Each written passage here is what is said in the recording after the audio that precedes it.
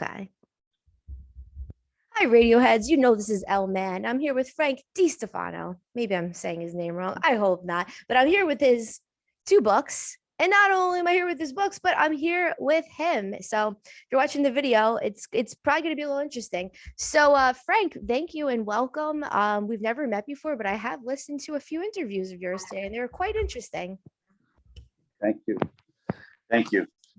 So okay, I'm gonna go right into it. Now, you wrote a book after watching, tell me if I'm wrong. You watched Eight Heads in a Duffel Bag, thinking it was a terrible movie. No cursing. This is the radio, FCC. No, I And know.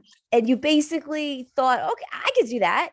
And I think you said to your dad, well, I could do it. And he said, well, do it. So you wrote a book. Is that true? That is very true. I actually hand wrote it first. And, Hand? yeah, this was back, oh God, what was it? 96, 97. So Whoa. I hand wrote it and didn't really do anything until about 2014 when I actually published it, but I hand wrote it and, different things I've changed, alters, altered different things that I saw would be changeable. I mean, from the first when I hand wrote it to the finished project that you have in front of you, it was drastically changed. Like I look back and yeah, that's the Dark Lords, and then there's the other one. Here's the other one right there. So there you go. So but yeah, drastically, there are characters that were not in this one. I'm like, what was I thinking, kind of thing. But yeah, I mean, I'm a movie guy, so I just definitely went with the flow, and then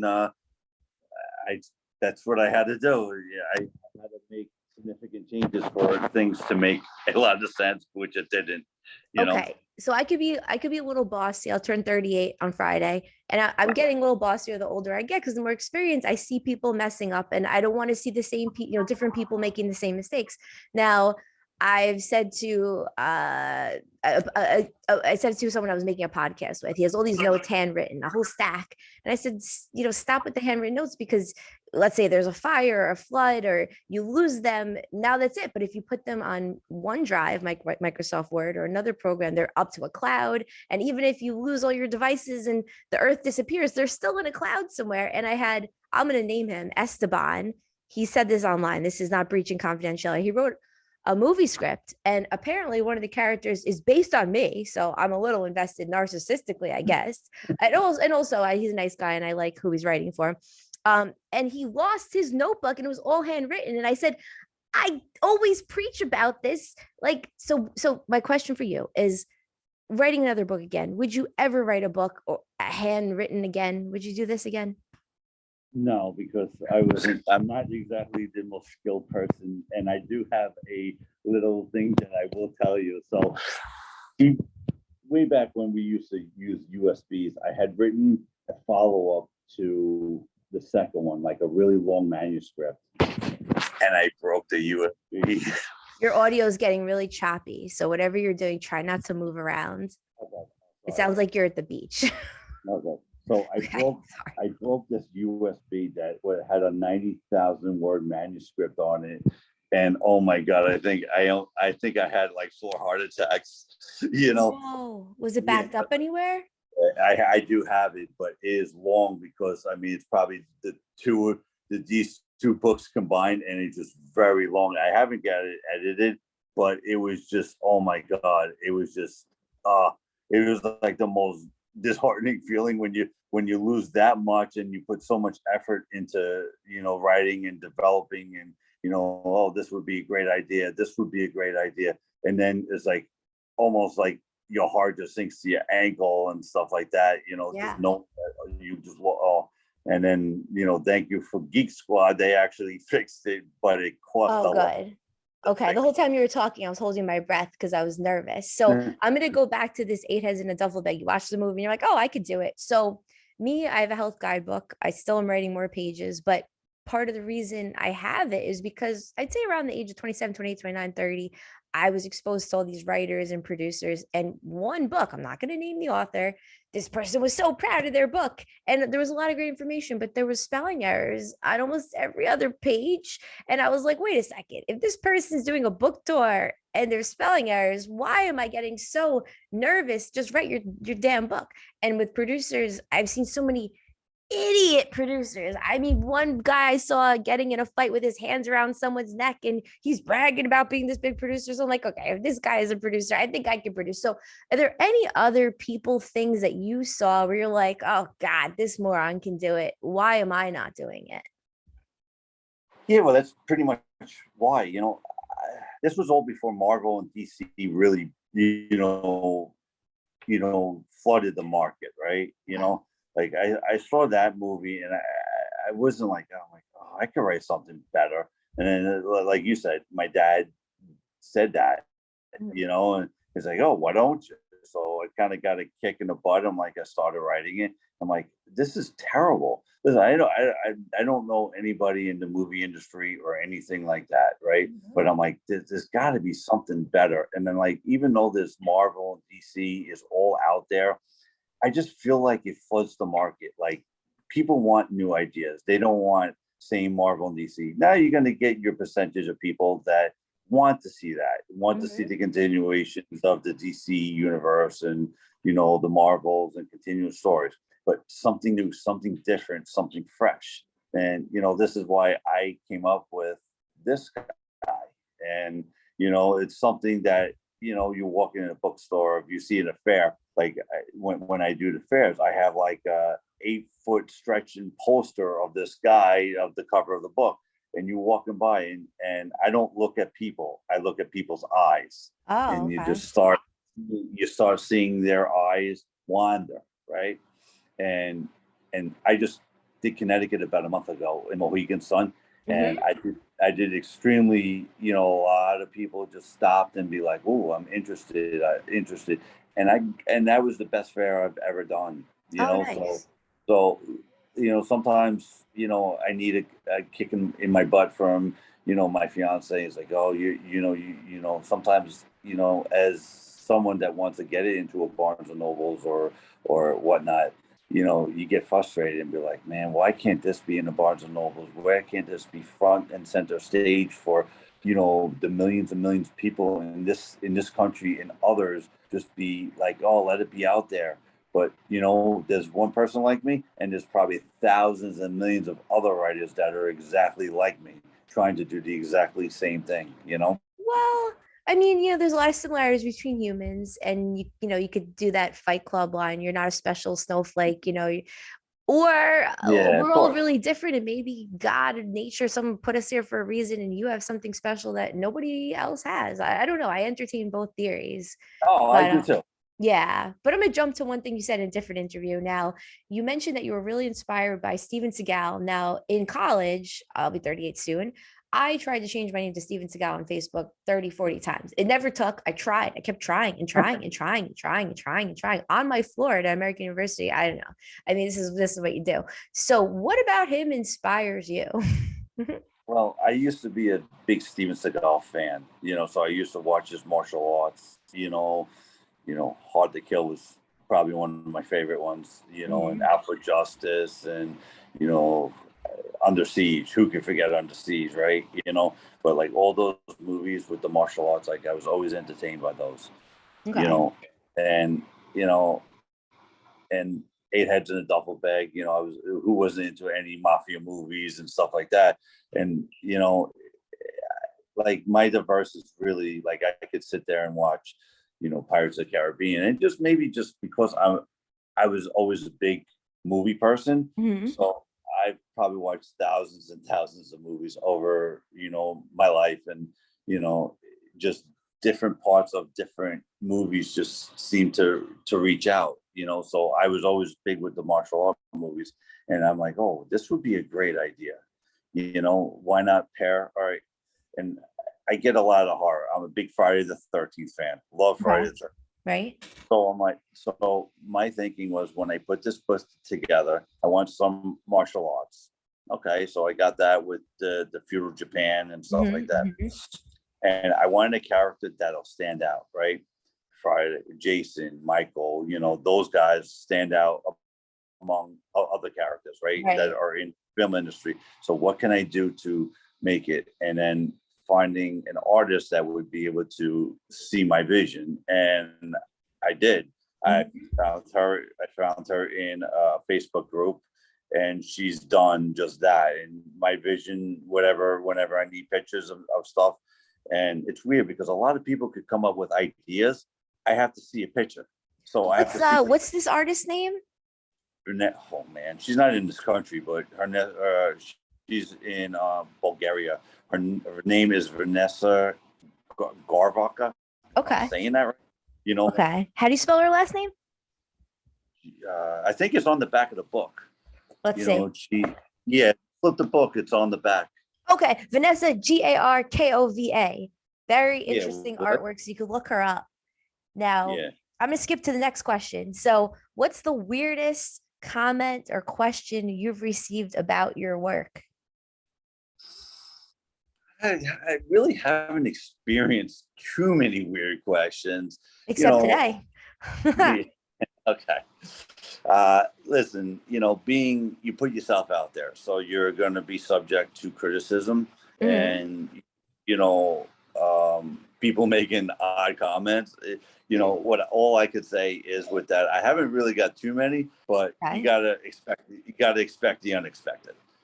Being in an industry where you're out in front of the public, with different people, different races, different ethnic groups, you gotta expect questions, right? And Mhm. some are straightforward, and some you just might take you by surprise. So that's how I just go. Expect the unexpected.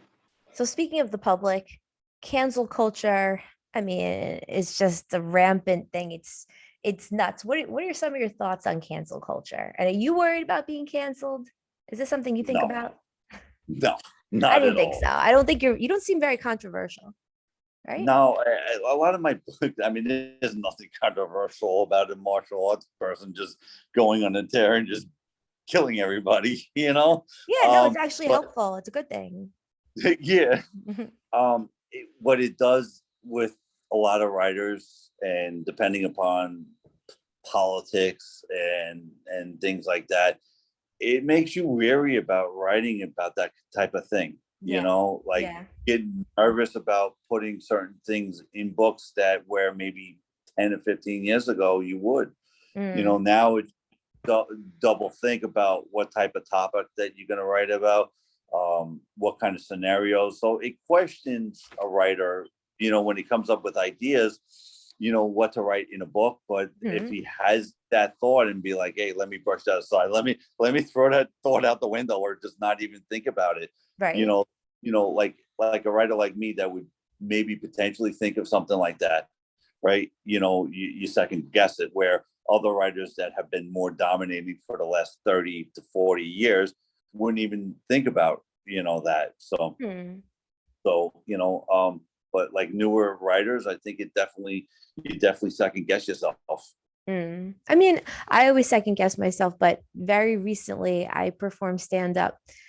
They're openly the son of the Gambino family and the son of the Genovese crime family just on Saturday. And I was told by the booker that I would not have gotten the job doing stand up if my act wasn't pretty outspoken about some public figures in the political society a year ago. And very interesting enough, my dad's usually on the mark. He's a very smart guy, but I even said to him, he tried to get me to do almost like knock jokes, like talking about my sneakers or talking about birds or something, and he didn't want me to be controversial. And I was like, I really considered it, but I'm like, no, there's things to say, there's things we need to say. I'm going to say them, and if people don't like it, tough. And you know what? I'm getting gigs, and people really appreciate and thank me for it. So I don't know. To anyone who's listening, if you have something that you feel in your gut that you feel strongly, of course, if you open your mouth and you're human, you have opinions. You're gonna piss off someone. Someone's not gonna like it, but there's a lot of people you might be helping out. But yeah, you might get canceled, sure. But I think your stuff is you're not gonna piss anyone off. I don't you don't seem like someone who's gonna ruffle too many feathers, but you do seem like an artist for sure, which I super respect, and hardworking. I mean, Thank really you. hardworking. Okay. So we're gonna go, let's go. Okay, Steven Seagal. We're gonna go back to Steven Seagal. Now, I came up with a theory that, very simply put, there's two types of people. There's people that love Trump and hate Trump. And there's people that also love Steven Seagal and hate Steven Seagal. And this was like one of the most heated, fun arguments with my last boyfriend before we broke up. He like couldn't really stand Trump, and he would actually call me Trump all the time. And he really couldn't stand Steven Seagal, what he turned into. And I kind of love it. So yeah, I don't know. Any thoughts on this idea of different types of people disliking these two or Uh, liking them? well, you could say, certain people like Steven Seagal doesn't exactly have the best people he's hated in Hollywood, right? He's got that reputation where he's hated, and Right. Trump is hated in his country too. Right. But at the end of the day, you know, Seagal would do what he had to do for what he was doing. Trump did what he had to do to Hmm. get things done. So they were both people that did the right thing, I think. You Hmm. know, um, they took down the bad guys and and did what they needed to do to make money for, say, his family, like Seagal. He did plenty of movies back in the 90s and early Hmm. 2000s, right? Trump did what he had to do to, make this country better running. So, in essence, they both have their strong points. And, one thing that Trump I didn't like about him anyway was, the way he talked to people. So, that Right. could have been a lot better. You want to go with, whether you like the guy or not, Uh-huh.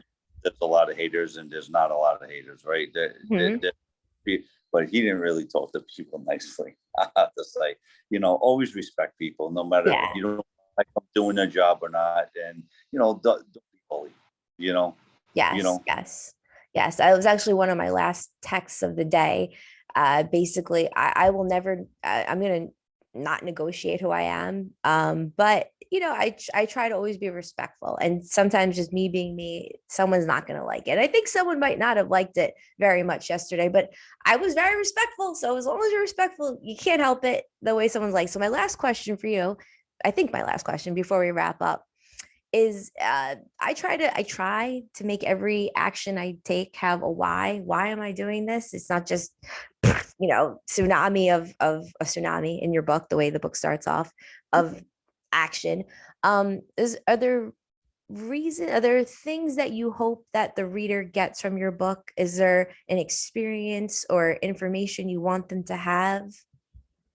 well, I think you have 10 people in a room, you're going to get 10 different answers. Mhm. So, you know, um, I guess it would be more of an entertainment value. Everybody, especially here in New York, with all the stress and everything like that goes on people's lives, right? Right. I would hope that someone would pick this book up and be like, "Hey, you really entertained me. The book really was great. It was a great read. I could read this, 4 or 5 times over." Oh, You know, wow. I would love to hear people say that. And different fairs that I've done on the island, I bumped into people that complimented me on how good it was written. It's like, "Oh, what made you write it?" And there are people that just like come to my table, and whether I'm doing a Cradle Con or Eternal Con or whatever's on Long Island, or even if it's out of state, right? You Right. know, I get people that ask me, "What made you write it?" So I love mingling and talking to different people about what I do. But my whole goal is to take your mind off what's going on in people's lives, right? Because people Right. have, I mean, there's enough mental health issues that are going out there, right? Mhm. So if I could help one person, be entertained, forget about their problem, or, whatever's going on in their life at that particular time, whether it's job, husband, wife, girlfriend, kids, whatever it might be, Right.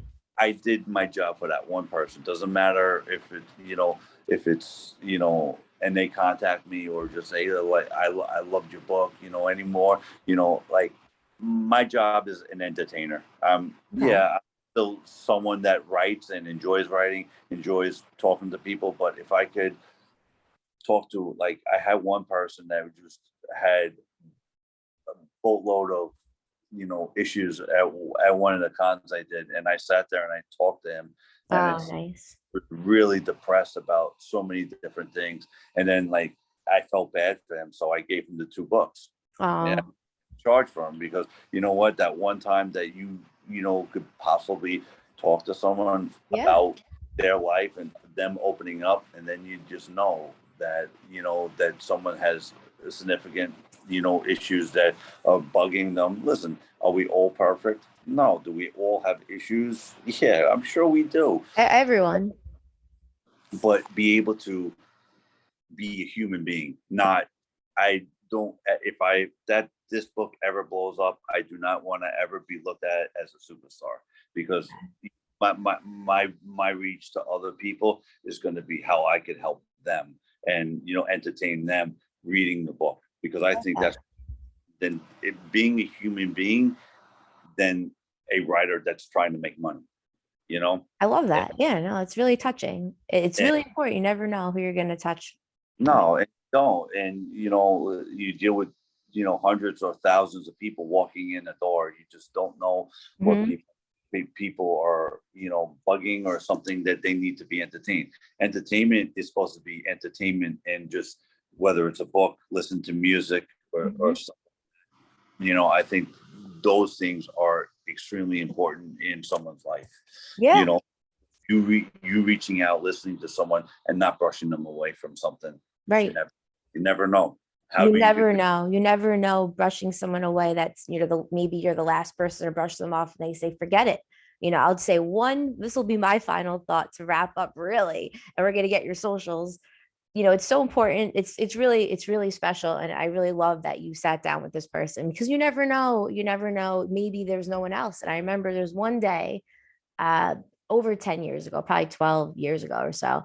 And I was so depressed, and I was in a Whole Foods. I lived in DC, and I was so depressed. And I guess people walking by could see it. So there was a man that I guess you could just see. I really felt hopeless, like just like hopeless.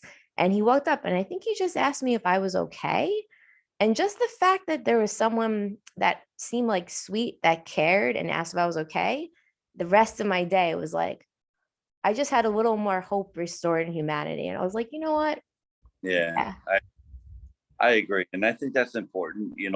Like like I said, just reaching out to those type of people. You don't know who's going through what, so I think, especially mental health is especially out there with, you don't know who's, and if you could reach out to that one person and to that person, or like I said, like someone came up to me, was walking around you, and then he just seemed like something was bugging him. You could just Yeah. tell by the way you walk, or just the way you look. So Mhm. if I could reach out, and he sat there, we talked about, I had people walking by the table, but at that point, it's like, that's more important than listening to someone Yeah, talk about issues than definitely. selling one book, you I'm know. glad you did that. On that note, I'm 1 minute late to a health counseling session with someone who needs my help to be healthier. So the final thoughts, please list your social medias and your website so people can find you. Sure, it's my name, Frankie Stefano, Okay. author.com, and I'm on Facebook under same name, Instagram as well, and Twitter under the same name. So I have no pen name, so it's just my name, All Frankie right. Stefano, on Twitter, Instagram, and Facebook. And my email, not my email, my website is Frankie Stefano, author.com. And you could purchase the books there, and you could see all about me. Leave me some emails. Beautiful. All right, beautiful. It's a beautiful thing. All right, that was our fast 20 minutes goes fly by. We went over 20 minutes. Thank you so much for your time. And now for more, it came from the radio. See you later.